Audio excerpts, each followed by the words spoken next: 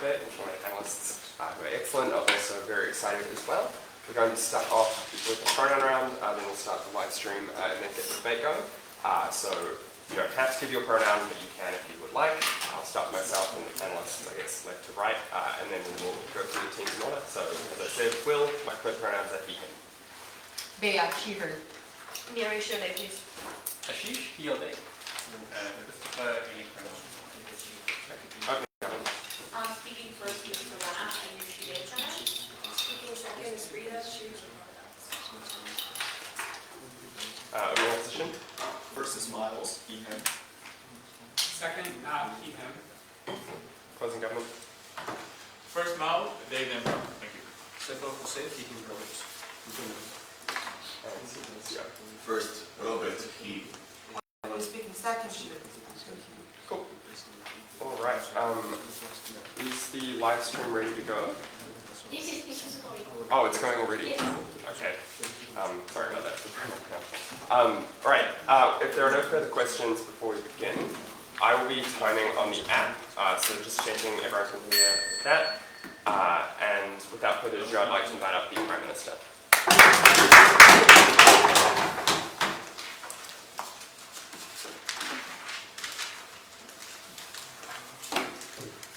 You can offer POIs, like you can stand, you can say point, I don't care.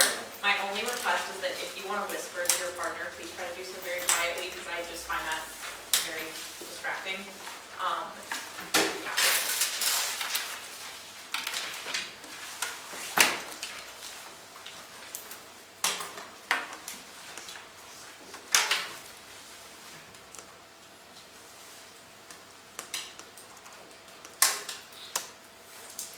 The problem with courts and the way that they make decisions is that the power and the authority that they derive from democracy is very chronocentric in nature. It faces very little accountability from the public, and for that reason, I'm very proud to propose.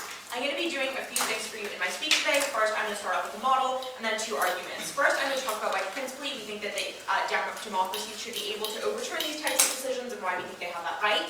And second, I'm going to talk about why we think practically there are often make decisions that are very out of touch with democracy, and that is bad. First, on model, what countries do we think this would apply? We think this is only going to apply in countries with very strong democracies, as classified as like true democracies by various indexes that determine these things. So we think that it would look like states where, for example, people have access to voting, there's not big voter interference. We think that this looks like states where, there's a strong degree of there's voter suppression is a big issue. We think this looks like states that generally have free and fair elections, yeah. The second part of this model is that we think that any sort of decision that gets made, so any decision to overturn precedent or to overturn a court decision, would have to be made by both bodies in bicameral systems, or just like however many houses and chambers of government you have, they all have to vote. So like in Canada, it would be the House and the Senate.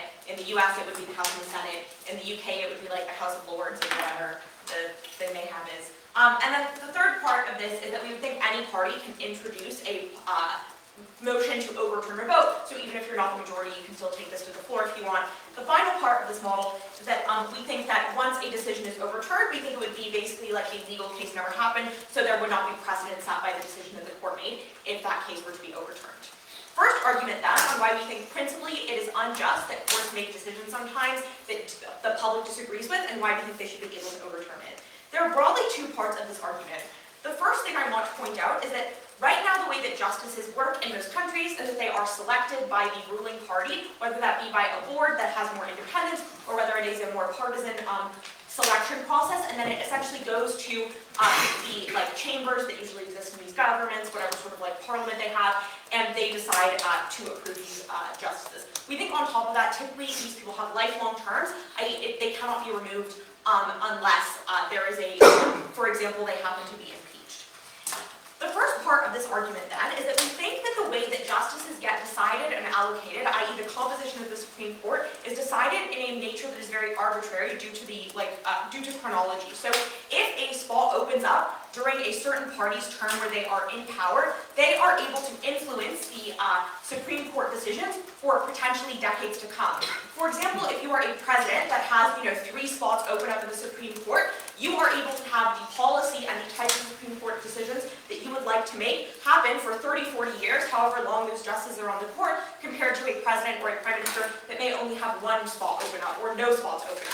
The impact here is that even though the will of the public should be considered equally important in these two scenarios, i.e.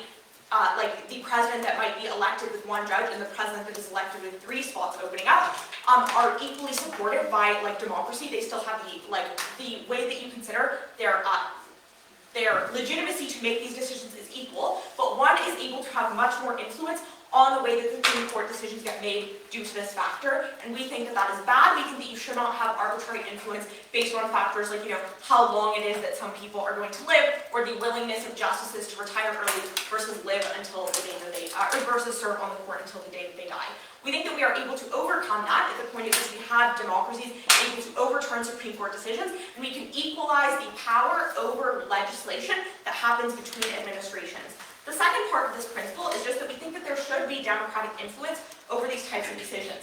We think that governments use Supreme Court decisions to influence the decide how it is they exercise their monopoly on violence, i.e. whether or not using intoxication is a legitimate defense to a crime, whether you can go to jail for that, whether it is illegal in the first place to do something like get married as a gay person, are all things that the state is able to exercise their authority on violence over you. They're able to do things like use the legal system against you.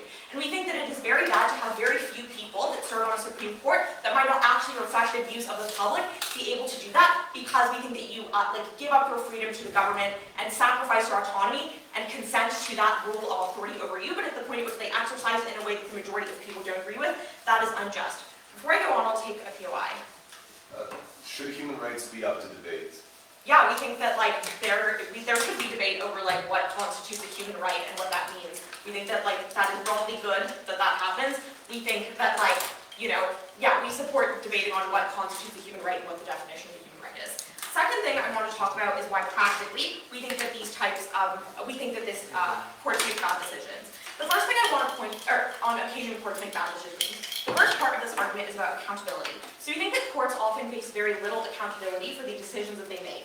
The first part of this is just that justices often serve lifelong terms, and removal of justices in impeachment is very, very difficult. Constitutionally, many legal systems have a lot of barriers to this, and we think that means that there is a limited amount of autonomy. That means that, for example, once a justice is on the court, even if they're legislating in a way that you don't necessarily agree with, or that does not reflect the mandate that they were put in place with, i.e. does not reflect the will of the people and what they wanted, unless they do something very egregious like engage in corruption, they basically are able to have free reign over what types of decisions get made, even if that's not what people wanted.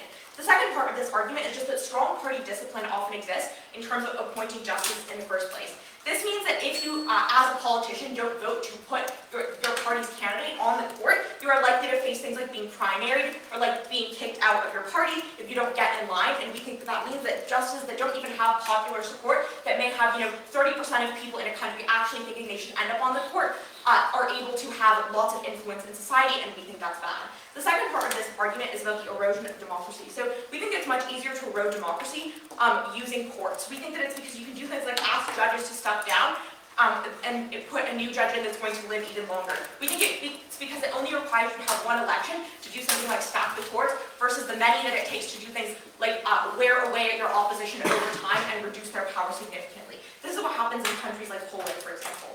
But the third part of this argument is that we think a lot of times the courts are more discreet with their decisions, don't get as much media attention. I want to note that this debate takes place outside the US. If you look to lots of other countries, for example Canada, courts make really significant decisions. For example, deciding things like medical assistance in debt, doing things like union busting. And these decisions don't actually get that much political attention as compared to if parliaments and elected governments made them. So we think that also decreases the level of accountability here. For all those reasons, very proud to propose. Great. I thank the speakers in speech and invite up the leader of opposition.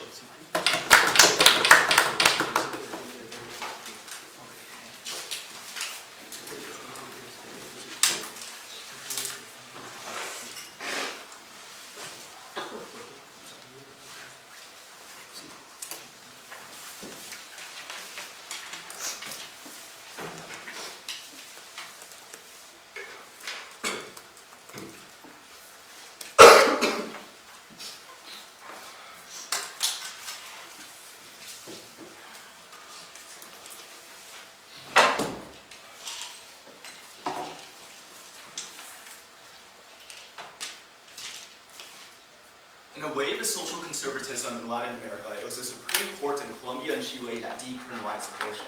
It was in Taiwan which ensured LGBTQ protections. It's in the United States where it's historically been on net to protect our minority rights. The government, particularly the executive and the legislative branch, is the greatest threat to overreach of people's rights, particularly minority protections, and you need an independent body to check back against this. We're very proud to stand in opposition. A few points on setup, then I'm going to refute their principle, finally introduce first two arguments. The first argument will clash with their seconds. On setup, a couple things. Number one, we don't think this debate only exists in things such as strong democracies. We think they often exist on the spectrum, where Brazil, for example, has like free and fair elections, but there's a massive threat of fragility and political violence happening right now. Number two, we think there's growing reform movements that we support for courts, i.e. things such as term limits that make it more likely that you're actually distributing it fairly among different parties. We think this is happening, we support it. This takes out the first chunk of their first argument. We also think things such as, stopping court packing and custodial norms, curing this independence is good. Third, this debate is particularly about constitutional protections. So this generic argument about how democracy is good doesn't really apply. We're going to give you specific reasons why in terms of constitutional protections we win this debate. Finally, they need to prove why you can't have constitutional amendments on their side of the House that protects for things when everyone for a very, very long time wants this particular amendment in place, so this is probably good. But we're more immune to populist pressures that erode rights to minorities. On their argument on principle, I don't even know if this is a principle because the extent of analysis we got is that courts should have a democratic influence, and it is very bad that they don't reflect the preferences. There's two reasons why this is false. Number one, we don't think democracy is an absolute principle on our side. We have things such as a central bank in which you appoint them, because we know it's probably bad for to have people vote on things such as monetary policy and interest rates, because they don't really understand it. We say that democracy is a means to an end. It's supposed to aggregate other people's preferences. That's why we support things such as elections. We don't have things such as direct democracies, because we can think that we can aggregate their preferences better to having things such as courts on our side. They never prove to you uniqueness. Second, we think there are some rights you should not be able to vote away because they're a prerequisite to governing yourself. This was the PUI from closing that PM didn't really understand. The fact of the matter is we don't think people should be able to vote away their right to vote precisely because it's a prerequisite to having any autonomy or any decisions over their life at all. Two arguments that I'm going to present. First, on the quality of decisions, and this clashes directly with their accountability argument. Two notes on characterization. One, the Supreme and Constitutional Court likely deals with very difficult and controversial decisions, precisely because of the fact that they're the ones who picks the cases that they're selecting, so they're likely to pick ones of the most significance. Second, constitutions when they're set up are likely to have broad protections of equality or freedom, and even specific rights that you set into place, because when you're building a nation, you want to ensure people that they have a right to equality and that minorities are protected in the first place. There's two reasons why oftentimes the legislator gets things wrong on our side in terms of these important rights and constitutions. First, because of populism and urgency, where there's oftentimes short-term decisions governed by, a lot of financing from the NRA or other lobbying organizations that want to do this. Second, they want to defend their own actions. Governments are the most likely to overreach because they have a monopoly on coercive power. The legislative branch does not want to seem weak and contradict their own selves. That's why if they ever violate constitutional protections, it's very likely they vote away when the Supreme Court tries to stop them from doing so in the first place. Why is the comparative better on our side? There are four reasons. First, we're insulated from populist pressures. Notably, we have some form of democratic representation.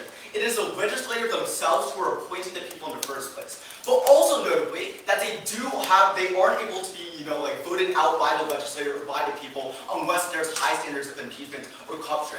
We think this is great because they're able to have people making their own decisions that is represented from the people in the first place and aren't susceptible to say new ways of a bunch of lobbying in a particular year. That's oftentimes the elites are controlling this. Second, we get separations of powers on our side. Oftentimes, the legislative and executive branch are intertwined. I think parliamentary democracies, or even in presidential ones, when the president leads the legislative agenda. No, thank you. We think it is far more likely when you're making the laws and you're enforcing the laws that you're going to overreach. And you have things such as the Patriot Act. You have things such as in France, which you're investigating Muslims for no apparent reason at all. We think it's far more likely that they want to protect their own interests. They don't want to appear weak, and thus they overrule Supreme Court decisions. And because the Supreme Court decisions are going to be good because they're independent of these political pressures, we think that they get a whole lot worse decisions on their side. Number three, we think on expertise and education. Justices have to have very good credentials. So in terms of how justices are selected, they never told you why. The public and the legislator on both sides want people with very good credentials and understanding of the law, because they're seen as someone who has to read through a lot of literature, a lot of law, they have to be smart. Then these are more likely to be moderated and not to the extremes of overturning protections and rights. We think this is obviously a good thing.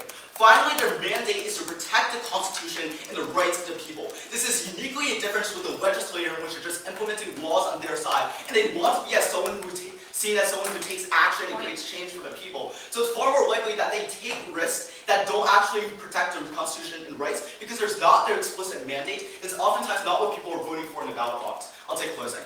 You're still claiming that courts have the incentive to protect minorities. It's unclear whether the incentive is significantly higher than ones in the legislative power. I just told you, for all the reasons, you have a tyranny majority on our side, on your side, where you have people who are explicitly supposed to protect minorities, who are explicitly insulated from populist pressures that would do that, and who are explicitly not the ones with the enforcement powers of the laws that often inflict harms on minorities in the first place. The impact is that you have minority protections on our side. On their side, might even have Supreme Courts not even making decisions in the first place. Second argument on instability. Again, I think we are dealing with some fragile democracies who have free and fair elections. They have weak constitutional norms, and these controversial issues that Supreme Courts often deal with have a lot of A, vitriol and distrust in the process, and 2, a lot of violence. On our side, the Supreme Court decision is seen as final. There may be protests against it, but there is no possible way to overturn it on our side of the House. We think this is oftentimes why you don't see like documents collapsing when there's an unpopular constitutional decision in the first place. On their side, you worsen discussion on their side because you were able to overturn Supreme Court decisions. These controversial issues of protected rights are not seen as final. That means 3 things. First, you get a lot of political violence. When things are seen as a life or death situation for particular people, that means that they often see things such as Brazil, in which politicians didn't even want to go out to campaign because they were afraid of being assassinated. Because people saw it as life and death, so you're going to see an instability within democracy. Second, you see a distrust of government because there's a flip-flopping on these very controversial issues in the first place. Importantly, if you erode democratic norms on their side of the House, you never have the ability for the people's will to be represented in the first place, making this argument a prerequisite to all of their impacts. We're very happy to oppose. Excellent. Thanks for the speech, and invite up the Deputy Prime Minister.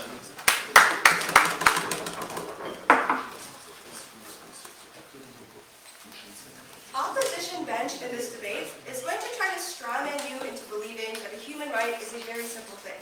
Freedom of speech is good, and we should always apply freedom of speech in all cases. The problem is that it's not the job of the Supreme Court. The Supreme Court's job is to interpret these very important issues into everyday situations. If you call your coworker a slur, is it against the Constitution? Is it for your free speech for your employer to fire you? Is electoral funding from huge lobbying bodies freedom of speech and something that should be protected by the Constitution?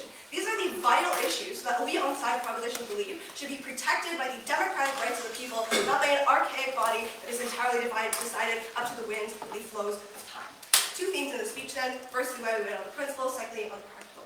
What do we hear from the principle from opening opposition? The first thing they tell you is that we have things like constitutional amendments. Recognize that a constitutional amendment is essentially, what they are saying is that they think legislative bodies should be allowed to introduce amendments that change how the Constitution is interpreted. The only difference in this debate is that constitutional amendments probably take up, like say a supermajority of the legislature, say 60 or 70%. That means firstly, the only difference between OO and OG is that they think there should be 10 to 20% more of support of legislative body to change the Constitution. We think they're going to have to do more defense on that ground if they want their principle on things like human rights and freedoms be forever unchangeable to stand. The second thing is that Serena tells you what is so explicitly egregious about the principle of constitutional courts is the fact that they have lifetime appointments or very, very significant appointments, which makes their decisions very hard to overturn. This is not the same as things like central bankers, which are often replaced very frequently, or when new governments come to power. The last thing that I want to clarify here is that we support elected houses being able to introduce majority. So for example, not the House of Lords, but just the House of Commons in the UK, like for example, the House of Commons in Canada, but not the Senate in Canada. That being said, what do we present to you under principle that we don't think gets responded to? OO says we can do things like amendments, like having set terms to replace judges, which means that that doesn't bias anyone. But the problem is, again, that it's the flow of time. In some countries, judges are forced to retire when they're, say, 75. In some countries, they retire when they die. In some countries, they can choose when they retire. In some countries, it's progressional. But the problem is that whichever system you choose, which party is in power is not even. So at any given time, when these justices are chosen, it's going to be different people who hold the majority. We told you, people who are in power at the time obviously have significant incentives to put justices on the court that are going to please their voter base and that are going to please their primary supporters. No, thank you. We think that this doesn't respond to the primary contention, which means that for the majority of time the Supreme Court exists, they have zero reflective grounding of what people on the ground actually want. Why does this matter, and why are rights not as simple as it is good to have freedom of speech? Like I said, the problem with Supreme Court is that they choose how you interpret those things. Can you be fired for calling your coworker a slur? Is that freedom of speech? Can you be banned from giving things like huge amounts of lobby money? Is that restricting your freedom of speech? We think these are essential issues that represent how the very nature of democracy can violently coerce you. How super PACs, for example, in America have gained the democratic right to give billions of dollars to politicians to change elections, to change the amount of power that you have as the average voter. We think those are the vital rights that we're talking about in that debate. To the extent that governments are able to use the violence of this legal system to be against you, we think that you should have elected officials who you're able to appeal to try to get yours returned. Two very important things that I want to point out here. One, obviously there's still democratic accountability. So you live in a healthy democratic society. We think that's probably unfair considering the terms of the motion to interpret democracy as like a fragile democracy. It's probably a society of people who have strong democratic values and do believe in things like being able to vote and being able to have freedom of speech. We doubt that any government that is going to pass something truly egregious is going to be bothered or is not going to be, face huge backlash from their voter base. But the second thing is that obviously, yes, even though we still have a representational democracy, when you do things like pander to your VPs or lobby your MPs to overturn Supreme Court decisions, there's still much more current. So we have elections, for example, every 2, 3, 4 years in most places. They're able to have far more current and up-to-date reflection. An intuition pump that I want to give you is, for example, in a criminal court. When we have criminal court cases, we think whether something is good or bad should be decided by a jury of your peers. That whether you go to jail, whether you are coerced by the state is decided by a jury of your peers. They're fundamentally using the violence of the state on their side we oppose. I'll take a few from opening. The greatest threat to people comes from the part of the government that has a monopoly on violence. They have an incentive to protect their own actions, as you say in the PM, in which a lot of these actions are silent and suppressed. So when it comes to media suppression of journalists, legislators Perfect. Let's talk about the practical and how we beat you on the practical. So, what do justices look like on our side of the house? We're still able to use their experience, their education, all the things that opening up as Ruby talks about. They're a very helpful body that is still going to make decisions on most cases. It is only when they make particularly controversial decisions they're probably going to be overturned or are going to be brought to the legislation. On our side of the house, we think it's probably unfair for them to say every single Supreme Court decision is going to be instantly rejected by the legislative body. There are two main things that I want to emphasize here why this is good. One, why if you're in a democracy that has the potential to erode, say we take their best case of say Brazil, it is far easier to erode a Supreme Court system than it is to overturn an election. But if you want to overturn an election, you have to convince an extremely large group of people that you're on their side. Presumably that you're in a healthy election and you have to win a majority to be able to overturn Supreme Court decisions, you convince the majority of voters that you are the correct party. On the other hand, there are many, many ways to pressure judges to step down. The example we give you of Poland, when the ruling party of Poland used their power to, for example, stack the courts the second they got in by pressuring judges to step down, by behind the scenes, for example, things like corruption, blackmail, and bribery that we often see in places, we can ask Supreme Court judges to step down. Or, for example, when you are able to, again, go into pressure on them. And also when you take into account the amount of money, time, and lobbying that it is to replace the Supreme Court, and again, it is to get elected on a major body, we think that it's far more likely that it's much more difficult to, win an entire election or scam an entire election, to change all the election results, and you have so much election interference in important districts, versus, for example, being able to stack the court 2 or 3 people in your favor. We think that overwhelmingly, if we're going to talk about protecting rights, it's much easier to protect rights when you have the will of the people versus a small group that can easily influence. The last thing I want to do is weigh in here.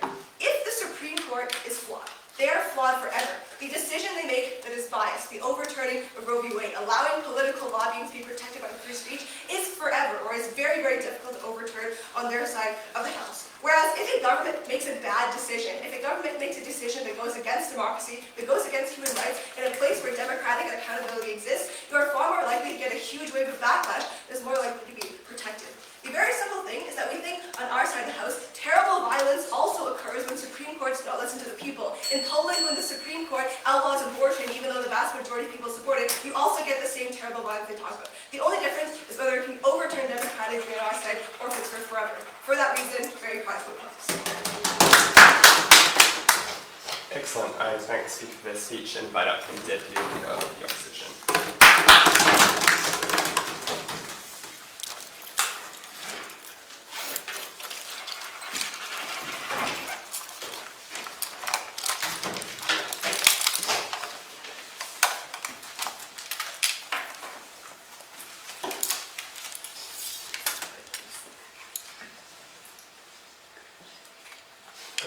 Everyone good?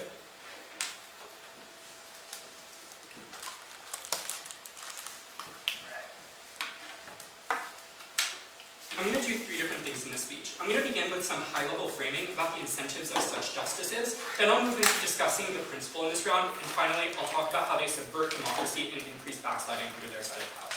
In terms of high-level framing about why justices have good incentives, there are 4 broad observations I want to make. 1. For all of the reasons OG gives about why appointments are highly politicized, those are also reasons why the legislatures that they themselves stand by will also be bad. So we needed to explain the differential between their side and our side for the arguments to function. Versus, under our side, Supreme Court justices, especially upon taking office, face skepticism that their decisions will be politicized, a la Trump appointing ACB, but ACB explicitly making decisions that were counter to the interests of Trump because of the high degree of pressure that she faced upon taking office. 2. Supreme Court justices have specific levels of expertise that we delegate to them about the Constitution, the law of the land, and individual rights which we view as intrinsically good. That enables them to adjudicate whether we should uphold individual rights. The reason we know this is because they've gone through things like law school and ethics training, and there is a very, very high bar to specifically be appointed into these specific courts, i.e., politicians actually have incentives to sell not just the political nature of such justices, but actually their academic and judicial credentials to the broader coalition within Parliament, because they want those individuals to specifically be experts about the Constitution and individual rights, which means that it's not arbitrary like they say in PM. Rather, it is individuals who have the most amount of expertise about how to adjudicate these essential documents. Thirdly, we can flip this argument because they worsen the judiciary under their side of the house. Why? Because under their side, judicial appointments become significantly more politicized. The reason that we know this is because the rhetoric now becomes that the court itself is another legislative institution in as much as they implement this policy. I.e., if it is true that these court decisions can simply be overridden by a legislative majority, then there is no meaningful difference between the court and the legislature in the very first place. And therefore, the calculus about how you appoint these justices is all of the rhetoric that Govs uses about why justices now need to make decisions in line with a bare majority versus justices who are going to balance rights to a significant extent. The other mechanism that they have from OG is that the ruling parties that pick them won't want to protect minorities anyway. But as I point out, under our side of the house, there is countervailing rhetoric which says that the judiciary is sacred, that it should protect individual rights. And therefore, all of my prior analysis about why politicians have incentives to sell these justices in ways where they aren't deeply politicized kick in. Fourthly, they say there are lifetime term limits, which mean these justices are likely to be insulated and out of touch.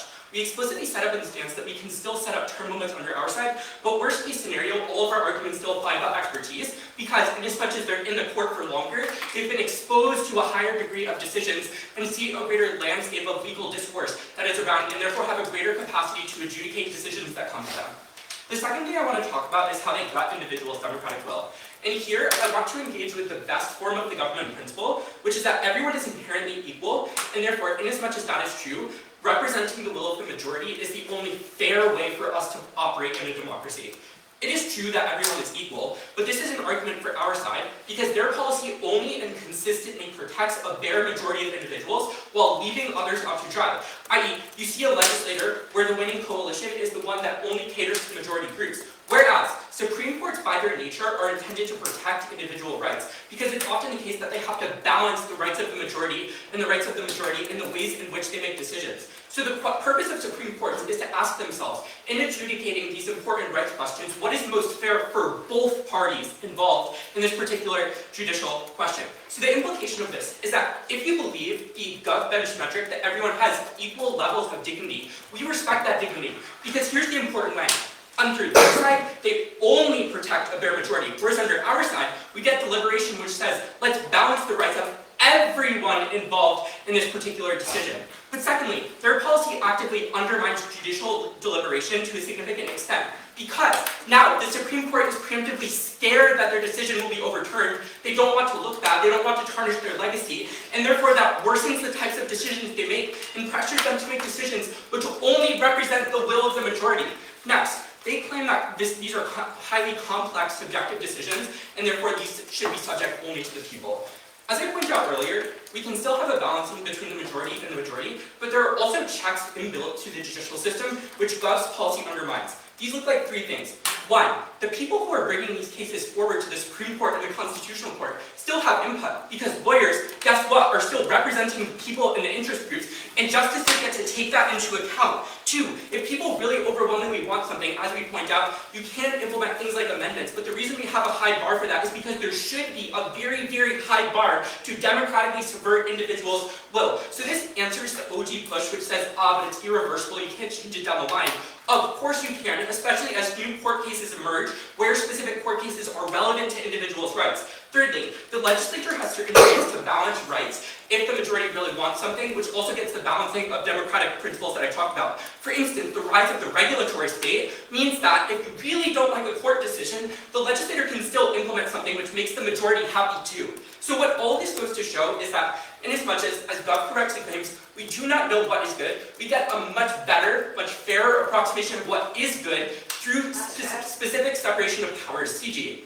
So it's unclear to me why these kind of people who want a specific knowledge of the law will be accountable if they're super complex in the way they explain things.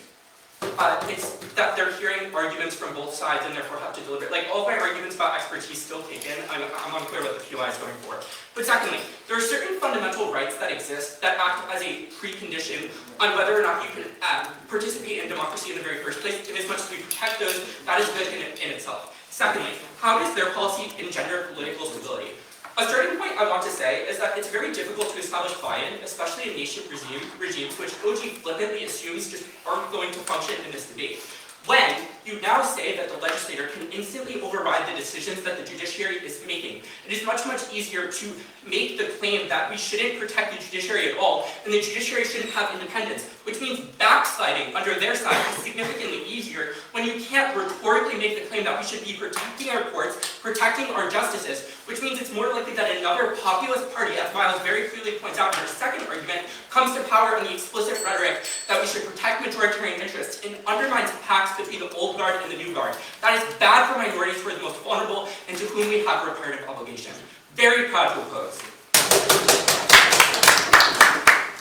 Excellent. I thank the speaker for this speech. Invite a member of government to open close the time. One sec.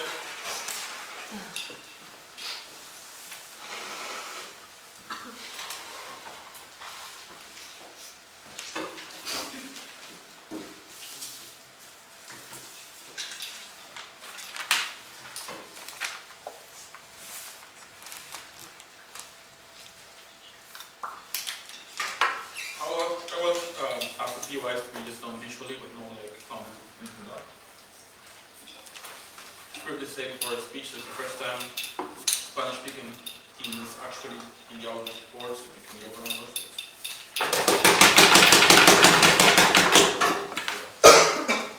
I'm a little this slow.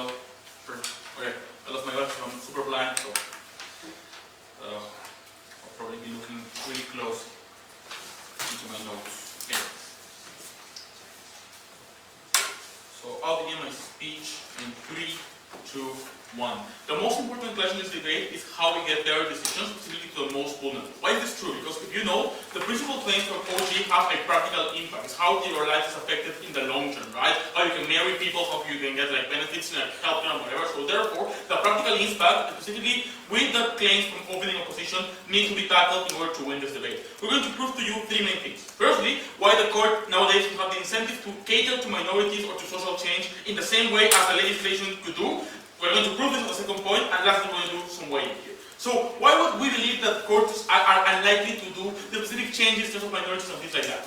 Note as a first point of characterization, as they are significantly the ones who are like the best in knowledge and the best in power. Firstly, they are the best who can like turn and adapt the law to their own interest, right? Because they are the only ones who can know specific like wording and things in the constitution that can actually change the way we interpret things. But also they use the complex knowledge that people don't know about. People already are biased to believe that they are like unbiased because of how they are presented by the population. Therefore, the incentives to question the authority of the court is significantly reduced, right? As I don't understand how the procedure has been done, but also not politicized, I probably tend to believe that this was first objective, but two, complex for me to understand. Therefore, my incentives and average citizen to question this are reduced. Secondly, I believe that they have significant incentives to be politically aligned in a way that we cannot deter them. Firstly, because as they are probably the most talented for these kind of things, they're probably significantly elitistic, right? I believe that firstly, they probably share a lot of significant space with the ones in power. They went to the same schools, same institutions, they probably share same connections, but also, if they abandon the court, they probably want a specific point, a government body or an institutional body that only could be aligned with politicians. Therefore, this is to have massive contacts under the public information, like I know, negotiations in like celebrations and events can happen, and probably are these courts have incentives to actually do this because probably there is a favor chain, right? I believe that if I put a decision into my favor, probably like I will probably have like a benefit from the government later on with my family, with the university I support, and whatever, right? Fourthly, this is key. I believe that probably in some scenarios, as my decision can be easily altered, and as probably I'm going to stay in power and I need to do like just to make happy the people who put me in power, my incentives to listen to the people are severely reduced, right? And this is really important. If a decision is overturned in the side of the House, the chances of people to actually like ask for it to happen and to passing a next legislation is really high because it's now part of the political discussion. In your side of the House, when this is overturned, this becomes a legally binding precedent. This means first, it's significantly harder to overturn because probably there are like 10 or 20 cases piled up, so this probably be seen and reviewed like in 10 years or like or whatever. But also probably you have already like a really strong legal argument that is hard to actually tackle if the court remains the same. How is severely changed in the side of the House? Firstly, on why the government don't have enough capacity to actually alter all the laws they can. Notice that when like the law has been like rejected by the court, the legitimacy of such law is put into significantly review, right? This is, for example, the court going to press and explaining why this law was poor in the first place. This means, for example, like social actors explaining and mobilizing voters to understand why the law was fucked up. This was significantly burden on specific politicians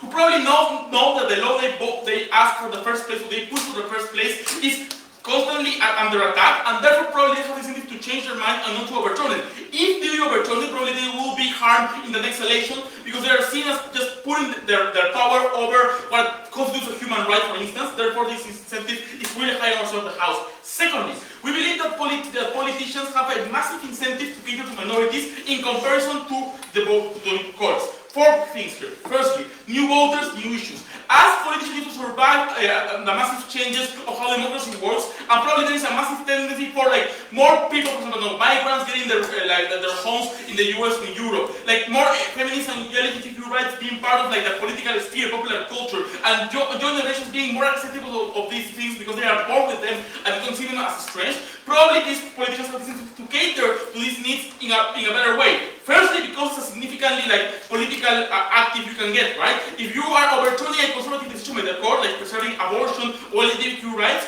you're probably seen as a hero for the national population. You probably can grow a significant voter base, grassroots movements, the ones who probably have the ability to only go to election when you are convincing them that this is something they matter. This looks like, for example, Democrats mobilizing voters in order to gain support for abortion, right? Secondly, we believe that these politicians also have like census of minority politicians having to cater to minorities. Firstly, because in a really tight and complex election, they could probably be seen as kingmakers and therefore the ones who can change the election. If I, for example, get a significant benefit for a minority group, like I don't know, like the LGBTQ population, probably this is something that will probably be taken into account into the next election and therefore have incentive to do so. But the opposite happens in your side of the House. Nowadays, we live in a world specific with basic agreements in terms of like no discrimination or I don't know, like how political correctness is arising. Therefore, I believe that most people, the average person, like moderate person, has an intuition that things like social issues are to be respected and preserved. And therefore, if a politician actually tries to oppose this law and to attack, for example, a constitution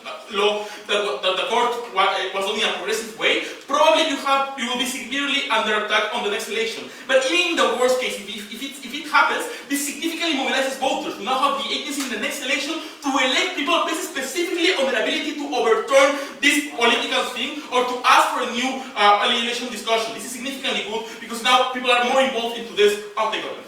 What incentive does the French legislature have to protect Muslims when their elections are about whipping up ethnic majority and populism against Islam? I don't believe that in that scenario that court will have the incentive to do so, because firstly, the French constitution as European constitutions were built without taking different institutions into account. Therefore, the arguments to actually support this are significantly low or are complex to do. I explain why they have the course of relationship with those in power not to do this so they don't have incentives the same way. But what is key ourselves the house is how we mobilize people. Notice that inside opposition, the incentive for people to mobilize are few. First, because of the opportunity cost. As now I know that the courts cannot be overruled by the people, and these people are severely under secrecy and elitism, I don't assume the opportunity cost of going to protest, of voting, of getting information about this, because it takes time. This takes, for example, like risk of getting into jail by the police or whatever. Only when I know that the ones who are aiming to pressure are the politicians who have a significant accountability in order to vote them, because I can call them, I can contact them, I can see them, all of things like this, and I'm ready to move on significantly to put pressure into them. This means that now we significantly mobilize voters in a way they were never mobilized before, and this gives you an exclusive impact on how the legislators change around the house. OG never gives you this comparative. This is key to tackle the opening hub. We're very proud to propose. Great. I thank the speaker for their speech and invite up new member for opposition.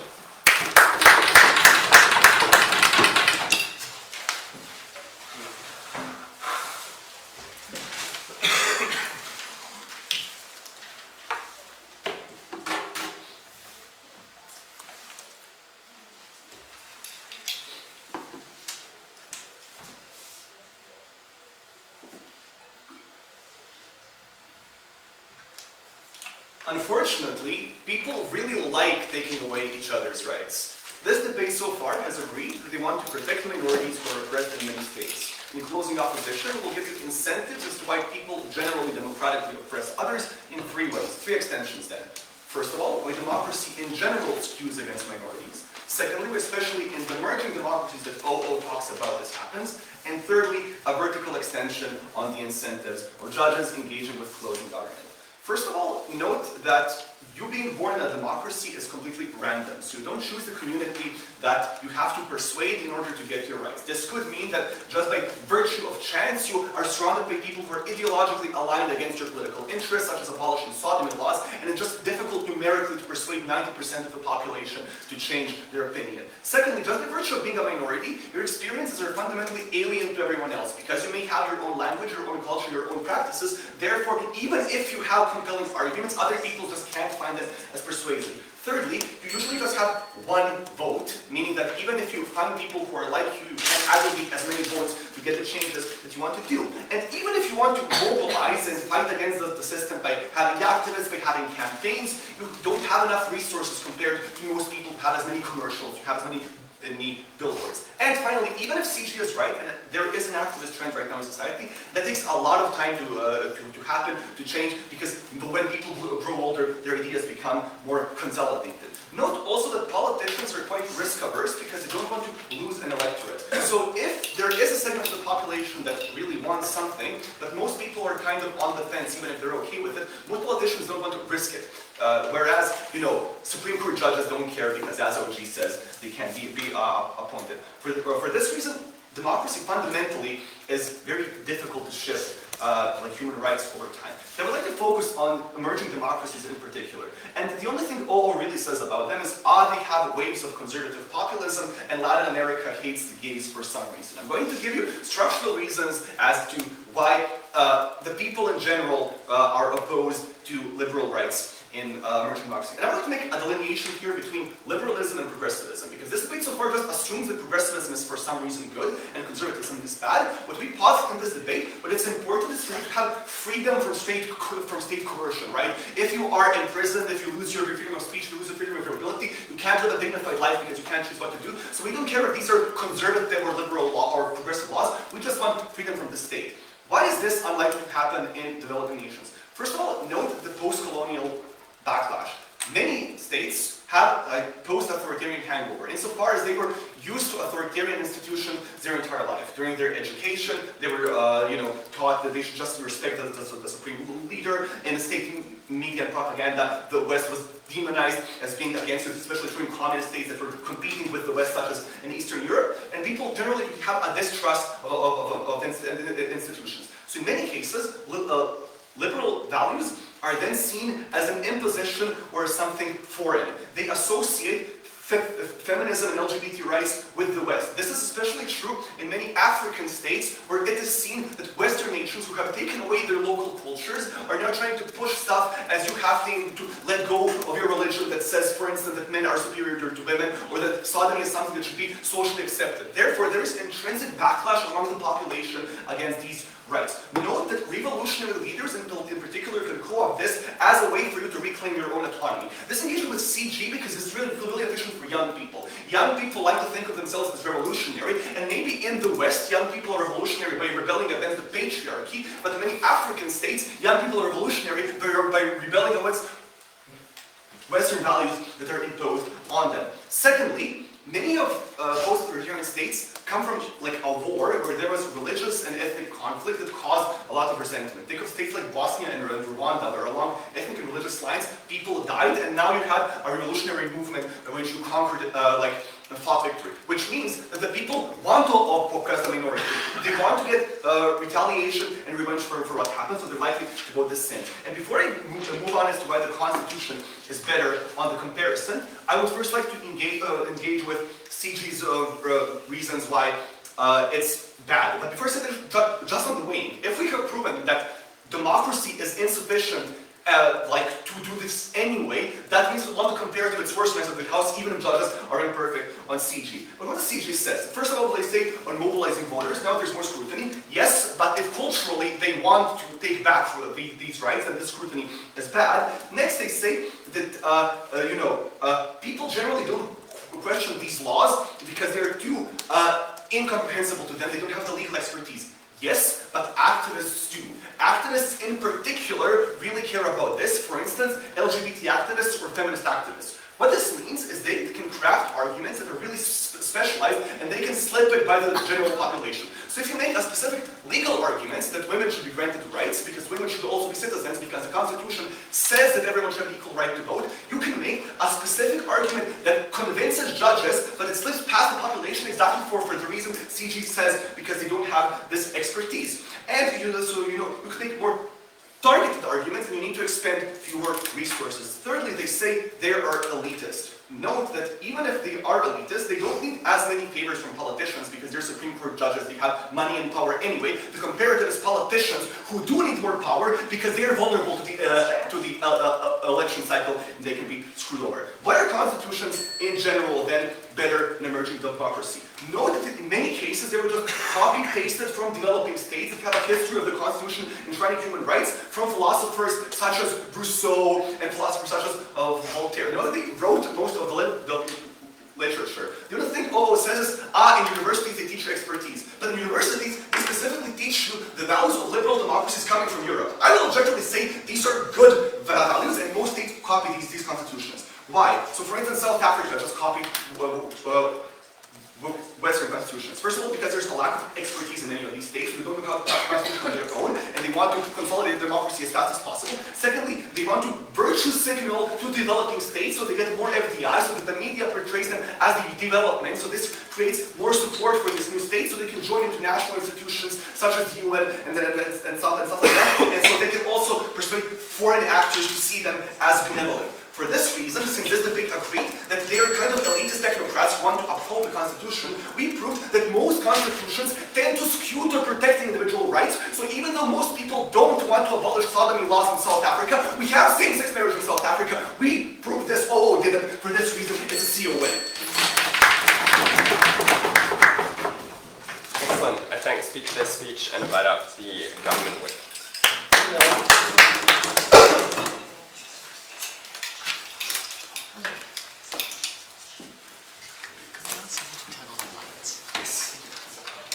OG, do you mind turning on the lights for Thank you. Oh yeah, so much better.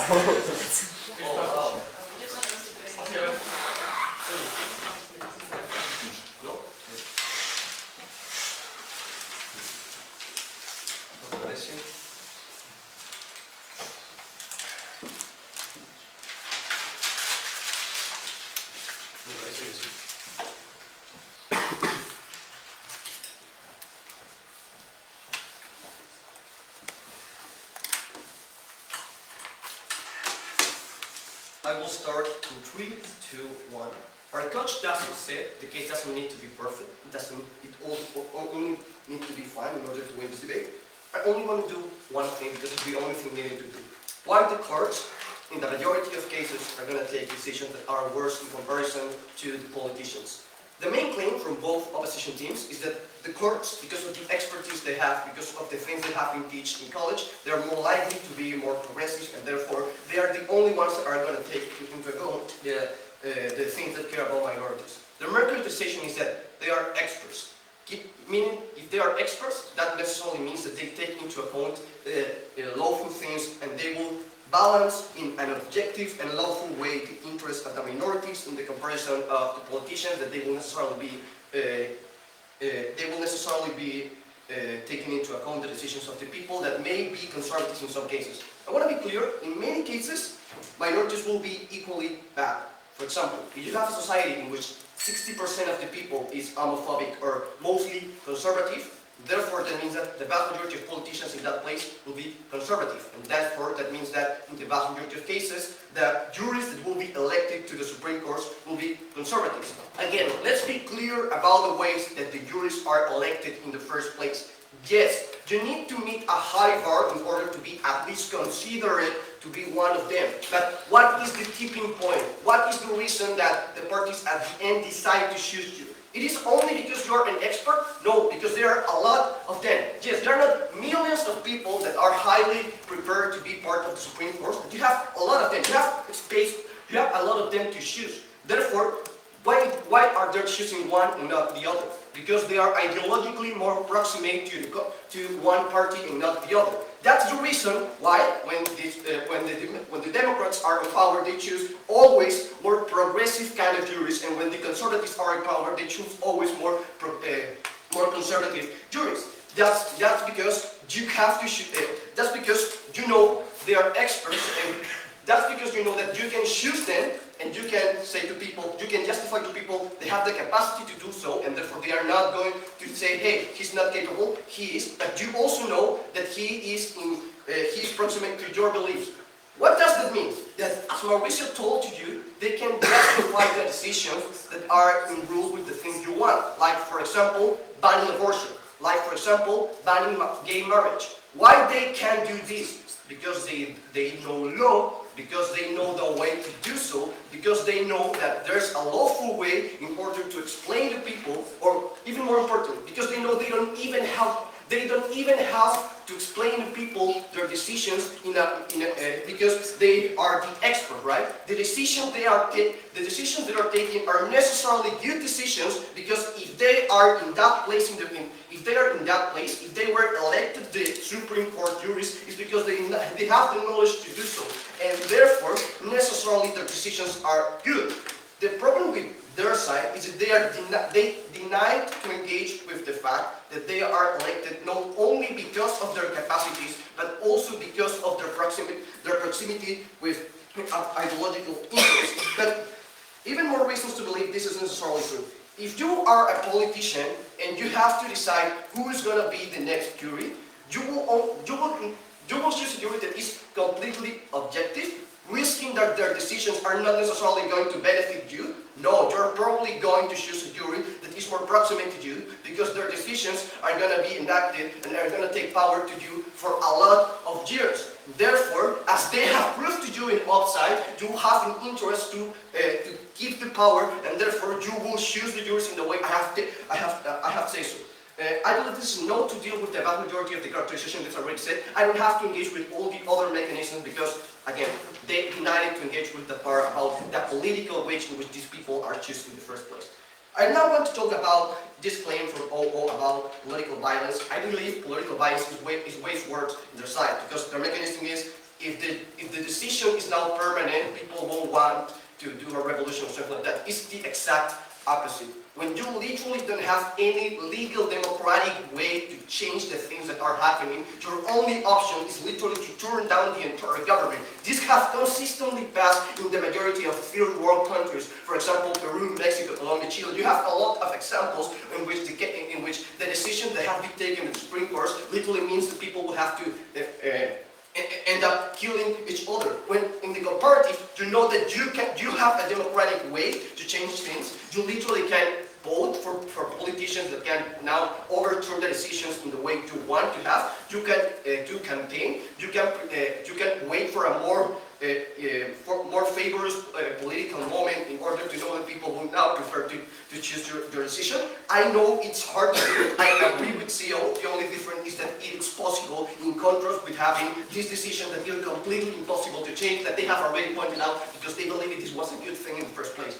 Oji. Even if both opposing teams prove their cases, we still outweigh because we have unresponded to mechanisms about the regulatory state, about different judicial ideologies, which means we balance the rights of everyone, versus opposing teams which only address a more narrow group of individuals.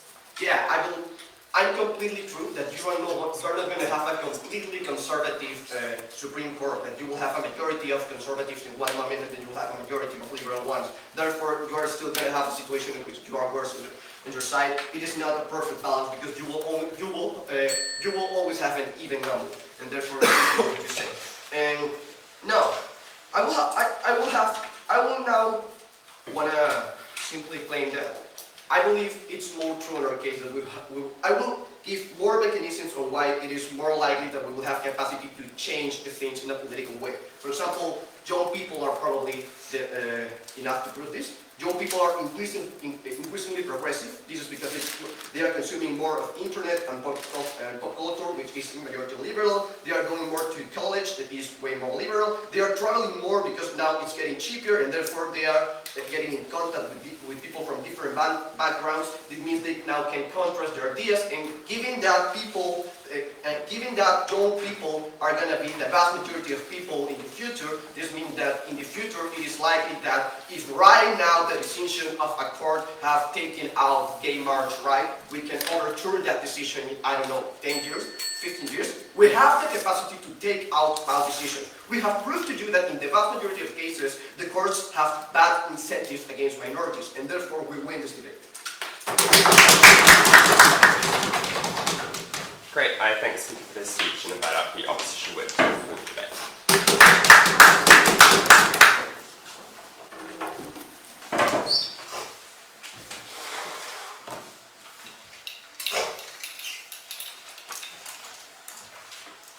Alright.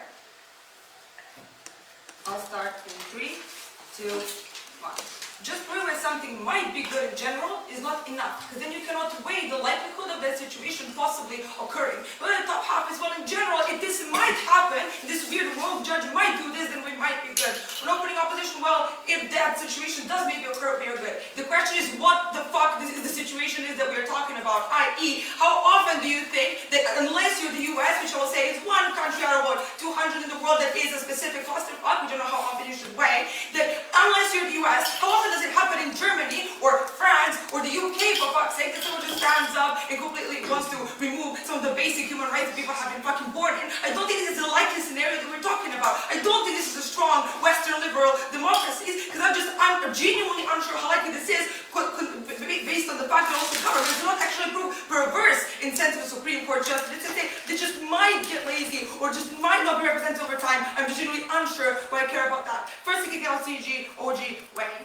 On closing government, what did they say? In terms of the clash of courts do not want to help minorities, I think that they say like three slightly different things for opening government. First, they say, this is complex, the constitution is complex knowledge, so we cannot question it, so we cannot overturn it. This is genuinely not true, right? So constitutions do have to be, to the extent to which very basic, so to protect the basic freedoms, or when the countries being created, to give the most amount of freedom to everyone, so not go very oddly specific, so people can understand the amendments or where they're phrased in a way that they are, right? When you have a right to bear arms, but specifically say which weapon in which specific type of situation, is that obviously ridiculous, right? I mean, it's not that complex, i.e., if you open any constitution of every country, it's to be understandable to every person, generally unsure I could not understand the basic language. Secondly, they're elitists. I also want to say that I think generally it goes down to their uncooperative, which is all the other reasons. First, they say that they're elitists, right? I don't understand this is for politicians. We have to be relevant politicians. You have to mingle with people who need funding for campaigning, you need funding for NGOs, you have to be in a party for 10 years to be relevant. So I'm genuinely unsure why this is comparative. Thirdly, they say, but judges are responsible to the party that has appointed them, right? But on your side, if they were appointed by the majoritarian party, and then they have to have a thing go on their vote, the majority party would still confirm that type of thing. So nothing necessarily changes in closing government.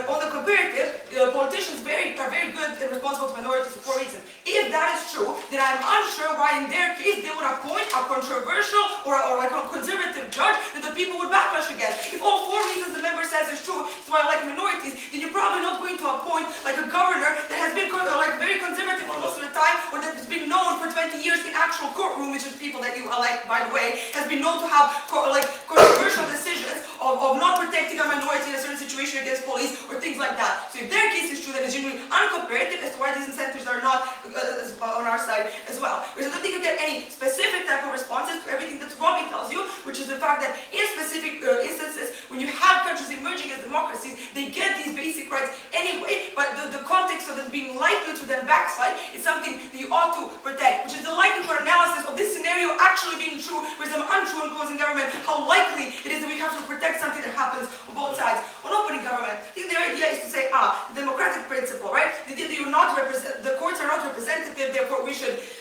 stand behind some more democracy. I think democracy is already limited, therefore you as a panel should not weigh in the debate highly. Know that what they tell you is we want the parliaments to give the power back to the people again. Here are 3 reasons why the people do not have the power when you go back to the parliaments. 1, know that majority is always the one that is going to get, that gets presented, right? Meaning that in their case, which is 50 plus 1, simple majority guys, 49% of people are still not represented, right? Even in their case when people are voting, right? But not at the point where you're voting for a parliament, your one vote is essentially meaningless because you still depend on the sea of other people just having the same amount, the similar view, right? Secondly, your recourse towards the state when you talk about state power principle is always by proxy, meaning it's never direct. Meaning I have one wish, I give it next to another actor that has to defend it in a parliament and make concessions. The odds of me actually getting specifically the one thing that I always want by proxy in parliament is genuinely so, is very likely, or is just relying on like 100 politicians fighting over it, right? Thirdly, people vote on specific issues in elections, right? So not vote everything, very often do not get everything. So 1 year I might vote for a certain party because I want lower taxes, and then in 4 years it's COVID, so I'll vote for someone that gives me less regulations and going to go out, right? Meaning when you vote on very oddly specific things, you're not always represented, you're not going to specifically represented as a person. All of this is very important because it heavily mitigates this genuinely intangible impact of people potentially being slightly represented, because they give it back to the parliament. Spoken to you, yes, even if the parliament has it, and you're somehow represented that democracy, it's so meaningless, and it's so like by proxy irrelevant that I'm genuinely unsure how we're going to find a way that intangible feeling of being more represented in this, abstract idea of democracy. How do we decide it, right? I think, again, the issue with top half, but also OG, is that I'm genuinely unsure how likely it is that in the countries that they are talking about that have like very strong democracy, PM says it's, been a country for a long time. The human rights we were born in, that we sort of all believe in the basic ones, are likely to be overturned. It's a very controversial take. I don't think a lot of people will do it, either the courts or the parliament, for all of the incentives that both top half teams talk about, right? What does it necessarily mean? This means context is very important. This is what Robbie brings to you. The most important, the most vulnerable actor, or the people that care about this the most, are going to impact them, is one that they have, right? But in a specific clusterfuck or situations that it's actually likely that they're going to get taken away, because they were not born in, because they don't have enough of the culture of this. As Robbie tells you all the mechanisms. Why people rebel against this? I'll take opening. Yes, go. The problem with Supreme Courts is that they are elected by parties who are appeal to the majority of people who elected them in return, and then they stay in power for a long time, whereas people's opinions as the public generally change over time and liberalize. As I rebutted your general case, I think this response to opening up doesn't really respond to Robbie's case though. Because here's what Robbie tells you. The reason why in emerging democracies, once they appear, where you do have strong constitution, or you have constitutions in the first place, is one, because they're genuinely taken from other countries, right? So when Bosnia was a clusterfuck, they genuinely looked to Germany and said, this is what the constitution is, this is how we implement it, this is what the basic human rights are. Secondly, Robbie talks about the literature, the ideology behind this, which is to just protect sort of the basic human rights and the basic freedoms. What he talks to you for 3 minutes is the important context, right? That in these countries, when you first get a constitution, it's very likely for the backsliding for the 10 or the next 20 years to happen. This is the context in which governments have to defend, right? This is the moment in which the parliament that represents all the rebellious people that are anti-West, that support the backsliding, are going to go to uphold the basic protections that these people have. That is the only likelihood analysis of context you get in this debate, why the impact of backsliding with the idea of the controversial things actually happening can only happen in these countries where people have to have their basic rights protected, where they go to shit as it was before. For these reasons, closing off the issue.